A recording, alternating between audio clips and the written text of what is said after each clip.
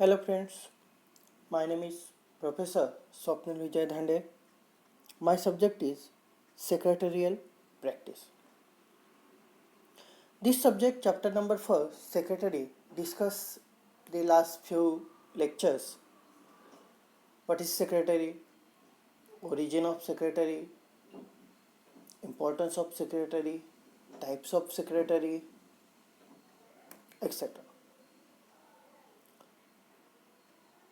So friend, today start the second chapters.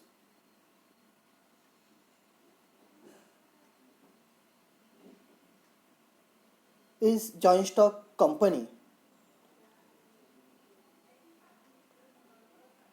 First of all, introductions of joint stock company. Industrial revolution took place in England in 1760. Before industrial revolution, production was done manually using local resources. An industrial revolution took place in England in 1760. यानी जो England में industrial revolution हुआ 1760s में, उसके बाद joint stock company की क्या हुई है? Joint stock company actual establish हुई है. यानी before industrial revolution production was done manually using local resource. यानी उस इंडस्ट्रियल रिवॉल्यूशन से पहले जो भी वर्क था, जो भी प्रोडक्शन था, वो मैन्युअली प्रोडक्शन हुआ करता था या लोकल रिसोर्सेज पे जो भी प्रोडक्शन था वो प्रोडक्शन मैन्युफैक्चर होता था. Limited capital was needed and often production was done at home. यानी इंडस्ट्रियल रिवॉल्यूशन के बाद लिमिटेड कैपिटल जो भी था आपका, उस लिमिटेड कैपिटल से आपका जो भी प्रोडक्ट था, जो भी प्रोडक्शन था प्रोडक्ट का, वो एट होम बेस पे या लोकल रिसोर्सेज पे आप लिमिटेड कैपिटल में वो प्रोडक्शन क्या करते थे, फुल प्रोडक्शन कंप्लीट करते थे, मैन्युफैक्चर करते थे. The industrial revolution brought about radical changes in the field of industry and commerce. यानी इंडस्ट्रियल रिवॉल्यूशन के बाद बहुत से रेडिकल चेंजेस हुए आपके इंडस्ट्री में और आपके कॉमर्स में. Local market turn into regional, national and international market. यानी जो वर्क आपका, जो भी मैन्युफैक्चर आपका लोकल मार्केट में था, वो लोकल मार्केट का आपका regional, national and international level पे आपको क्या हो गई, जो भी मार्केट थे वो सभी मार्केट आपके लिए खुल गए. Revaluation in transport and other commercial activities were the major effect of industrial revaluation. यानी रिवैल्यूएशन के बाद आपकी ट्रांसपोर्टेशन एंड कमर्शियल एक्टिविटीज पे उसका मेजर इफेक्ट हुआ है. To meet the new challenges of business, joint stock company from of business organization evaluate. Industrial revolution के बाद बहुत से जो ऑर्गेनाइजेशन है, जो बिजनेस ऑर्गेनाइजेशन है, वो बिजनेस ऑर्गेनाइजेशन क्या हो गए, इवेल्यूएट हो गए, इस्टेब्लिश हो गए. यानी जॉइंट स्टॉक कंपनी में बहुत से जो ऑर्गेनाइजेशंस है, वो ऑर्गेनाइजेशन क्या हो गए, ऑर्गेनाइजेशंस ओपन हो गए, इस्टेब्लिश हो गए, या जॉइंट स्टॉक कंपनी के अंदर उन ऑर्गेनाइजेशन को वर्क करने के लिए एक प्लेस मिला, एक जगह मिली. यदि देखा जाए तो इंडस्ट्रियल रिवॉल्यूशन जो इंग्लैंड में हुआ 1760 में, उसके बाद आपके जो भी मार्केट है उस मार्केट में या जो भी आपका ऑर्गेनाइजेशन है, इस ऑर्गेनाइजेशन में बहुत से चेंजेस हुए, यानी रेडिकल चेंजेस हुए. और वो चेंजेस का बेनिफिट यह है कि आप जो स्मॉल लेवल पे जो स्मॉल कैपिटल इन्वेस्टमेंट करके लोकल लेवल पे जो वर्क करते थे, वही आपको लार्ज कैपिटल यूज़ करके आप रीजनल, नेशनल, इंटरनेशनल लेवल पे वो वर्क कर सकते हैं। नेक्स्ट पॉइंट है इवैल्यूएशन ऑफ बिजनेस ऑर्गेनाइजेशन।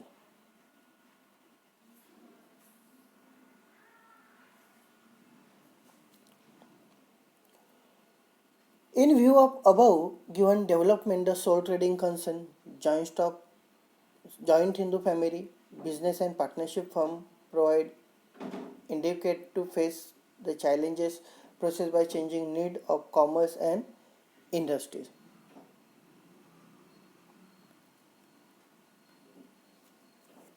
आपके इंडस्ट्रियल इवैल्यूएशन के बाद आपका जो भी सोल ट्रेडिंग कंसर्न था, जॉइंट हिंदू फैमिली बिजनेस था, या जो भी पार्टनरशिप फर्म थी, वो फर्म आपके इंडस्ट्री में एंड कॉमर्स में यानी सेक्टर में वर्क करने के लिए असमर्थ रही।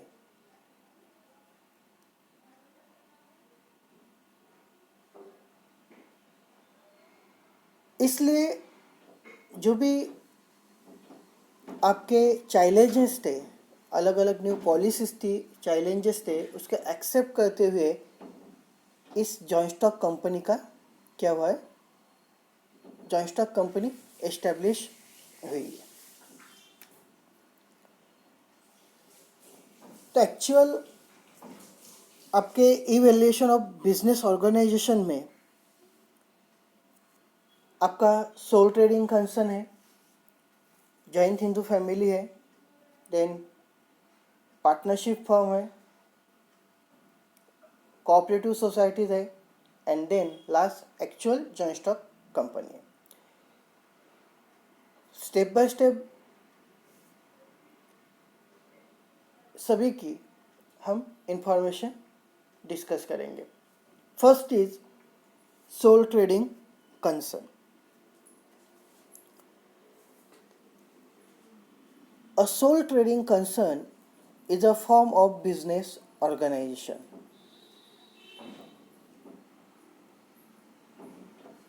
A sole trading concern is a form of business organization.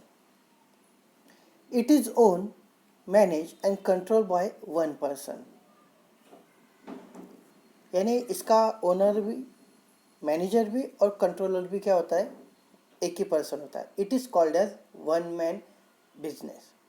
यानी सोल ट्रेडिंग कंसर्न को हम क्या कहते हैं, वन मैन बिजनेस या वन मैन आर्मी, यानी अकेला पर्सन जो उस बिजनेस का ओनर है, वो उस बिजनेस का मैनेजर है और उसी बिजनेस का कंट्रोलर है। इसी उसे हम वन मैन बिजनेस कहते हैं। A person who conduct the business is called soul trader. यानी जो पर्सन ऐसा बिजनेस कंडक्ट करता है जिसे हम सोल ट्रेडर कहते हैं।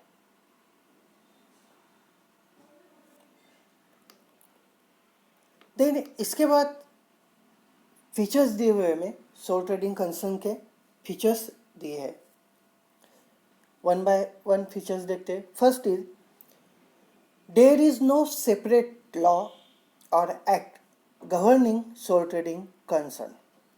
यानी स्पेसिफिक ऐसा कोई भी सेपरेट लॉ नहीं है, सेपरेट एक्ट नहीं है सोल ट्रेडिंग कंसर्न के लिए, but it is has follow all the law of land. But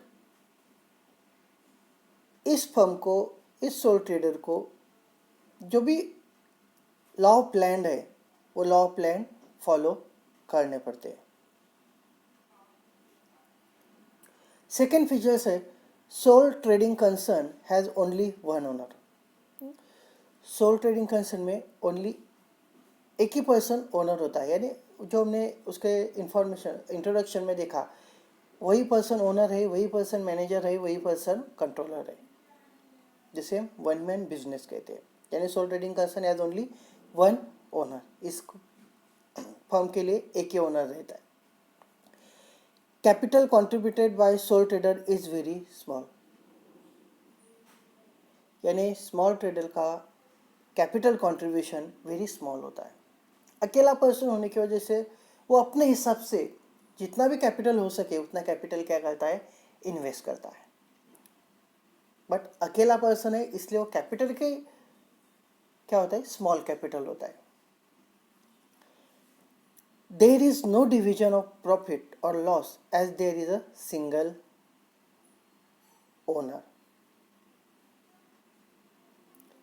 यानी जो भी इस सोल ट्रेडिंग कंसर्न का या सोल ट्रेडर फर्म का जो भी प्रॉफिट है, लॉस है, उसे डिस्ट्रीब्यूट नहीं किया जाता, because owner is a single person. Profit हुआ अकेले पर्सन का है, लॉस हुआ अकेले पर्सन का है, क्योंकि वो अकेला पर्सन उस कंपनी का ओनर भी है, उस कंपनी का मैनेजर भी है, उस कंपनी का कंट्रोलर भी है। All decision of business are taken by sole trader. Firm के ऑल डिसीजंस सोल ट्रेडर को लेने पड़ते हैं। जो भी डिसीजन होगा वो सोल ट्रेडर अपने जो भी डिसीजन है वो डिसीजन लेता है, या हर एक डिसीजन लेने की रिस्पॉन्सिबिलिटी उस ओनर की या उस सोल ट्रेडर की रहती है। The proprietor can ensure maximum business secrecy. ये जो सोल ट्रेडिंग फर्म है, इस सोल ट्रेडिंग फर्म में ज़्यादा से ज़्यादा मैक्सिमम बिजनेस सीक्रेसी इंश्योर की जाती है। एंड मैक्सिमम बिजनेस सीक्रेसी इसमें होती है क्योंकि अकेला पर्सन होने की वजह से उस बिजनेस के, उस कंपनी के जो भी सीक्रेट है बाहर डिस्क्लोज होने की चांसेस बहुत कम होते हैं। इसलिए मैक्सिमम बिजनेस सीक्रेसी इस सोल ट्रेडिंग फर्म में होती है। Next features is the liability of soul trader is unlimited. यानी सोल ट्रेडर की जो लायबिलिटी होती है वो कैसी होती है, अनलिमिटेड होती है।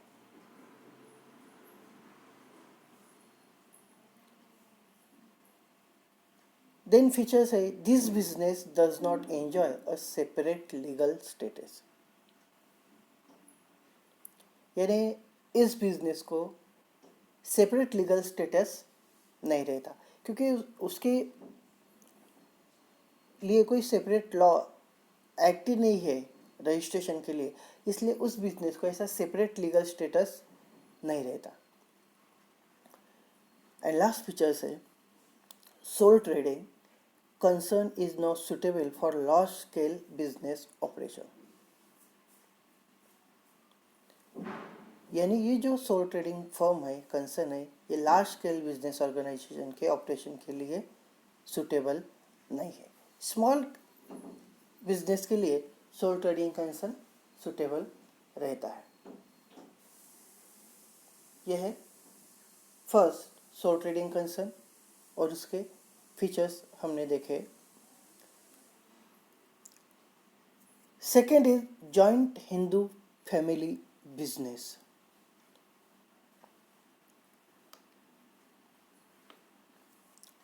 When a Hindu undivided family conduct business inherited by it as per Hindu law.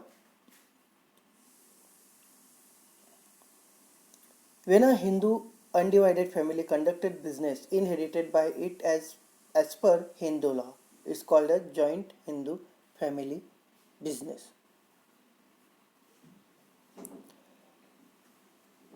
यानी ये जो बिजनेस है हिंदू लॉ के अंदर ये बिजनेस चलाया जाता है या कंडक्ट किया जाता है, यानी जिसे हम Hindu undivided family conduct business, यानी जो हिंदू अनडिवाइडेड फैमिली होते हैं, यानी जिस फैमिली का डिवाइडेशन नहीं किया होता उस फैमिली को हम हिंदू अनडिवाइडेड फैमिली कहते हैं। यानी Hindu undivided family conducted business inherited by it as per Hindu law, it is called a joint Hindu family business. This business existing only in India. यानी जॉइंट हिंदू फैमिली जो बिजनेस है ओनली इंडिया में आपको पाया जाता है। It is govern by Hindu succession act 1956 यानी Hindu succession act 1956 के अंदर आपकी जॉइंट हिंदू फैमिली बिजनेस का जो भी प्रोसेस है वो प्रोसेस चलता है, और ये बिजनेस सिर्फ आपको इंडिया में, हिंदुस्तान में ही पाया जाता है। देन है features of joint Hindu family business. First features, membership in the joint Hindu family business is by birth only, यानी इस जॉइंट हिंदू फैमिली बिजनेस की मेंबरशिप आपके बर्थ पे डिपेंड होती है। यानी उस फैमिली में किसी भी का, यानी किसी भी पर्सन का बर्थ हुआ, अगर कोई भी न्यू पर्सन जो आता है वो आपके बर्थ पे आता है। यानी every child born in the family become a member, यानी एवरी चाइल्ड बॉर्न, यानी कोई चाइल्ड बॉर्न है हुआ तो every child born in the family become a member, यानी उस फैमिली का मेंबर्स आपके बर्थ पे डिपेंड होता है। यानी जो भी चाइल्ड बॉर्न होता है वह उस फैमिली का मेंबर्स होता है। The head of the family is known as karta, यानी इस बिजनेस का जो हेड होता है वो क्या होते हैं, उसे हम कर्ता कहते हैं। और other members of family are called as co partners. For example friend, अभी हमारे घर में जो भी लोग हैं, यानी हम, हमारी सिस्टर, मम्मी पापा, दादा दादी, हमारे फैमिली का एग्जांपल लिया जाए तो हमारे फैमिली में जो हेड ऑफ पर्सन होता है वो क्या होता है, सबसे ज़्यादा बुजुर्ग जो पर्सन होता है वो हमारे फैमिली का हेड होता है, जिसे हम कर्ता कहते हैं। एंड देन अनदर इज को पार्टनर्स, यानी जो हम अनदर फैमिली मेंबर्स है वो क्या आते हैं, co partners. Next features is number of members. There is no limit on minimum and maximum number of members, यानी जॉइंट हिंदू फैमिली बिजनेस के लिए मेंबर्स का लिमिटेशन नहीं है। यानी जो भी नंबर ऑफ मेंबर्स है, minimum maximum members, numbers of members is no limit, यानी किसी भी प्रकार का लिमिटेशन मेंबरशिप पे नहीं। All family members are engage in the business, यानी जो भी फैमिली मेंबर्स होते हैं वो हर एक फैमिली मेंबर्स बिजनेस में क्या होते हैं, एंगेज होते हैं। द लायबिलिटी ऑफ कर्ता इज अनलिमिटेड, यानी जो कर्ता होता है, जो हेड ऑफ पर्सन होता है, उसकी लायबिलिटी कैसी होती है, अनलिमिटेड होती है। एंड द लायबिलिटी ऑफ को पार्टनर्स इज लिमिटेड, यानी जो अनदर को पार्टनर्स होते हैं उन सभी की लायबिलिटी लिमिटेड होती है। कर्ता is the manager, controller and coordinator of the business, यानी जो कर्ता होता है, जो हेड ऑफ पर्सन होता है, जो हेड ऑफ फैमिली होता है, वो हेड ऑफ फैमिली बिजनेस का मैनेजर होता है, कंट्रोलर होता है एंड कोऑर्डिनेटर होता है। Karta being the sole decision maker can take quickly decision, यानी जो कर्ता होता है वो सोल डिसीजन मेकर होता है, यानी इस बिजनेस में कर्ता अकेला जो भी बिजनेस रिलेटेड डिसीजन है वो डिसीजन ले सकता है। कैन टेक क्विकली डिसीजन, इसलिए जो डिसीजन होता है वो क्विकली लिया जाता है। And the profit sharing ratio keep on changing depending upon the birth and death in the family, यानी जो भी आपका प्रॉफिट शेयरिंग रेशियो है वो प्रॉफिट शेयरिंग रेशियो आपके बर्थ पे एंड डेट पे चेंज होता है। यानी कोई अनदर मेंबर्स ऐड हुआ, यानी बॉर्न अ बेबी या चाइल्ड, तो आपका जो भी प्रॉफिट रेशियो है वो क्या होगा, चेंज होगा। या फैमिली के किसी बुजुर्ग की डेथ हो गई तो भी आपका जो भी प्रॉफिट शेयरिंग रेशियो है उसमें क्या होगा, चेंजेस होगा. The profit sharing ratio keep on changing depending upon the birth and death in the family. So friend, today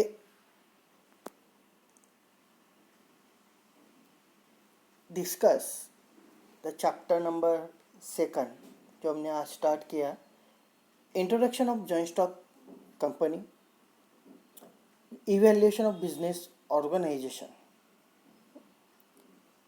then sole trading concern and the features of sole traders, joint Hindu family business and features of joint Hindu family business. इन दोनों evaluation of business organisation के types का हमने आज information discuss की. Thank you friend.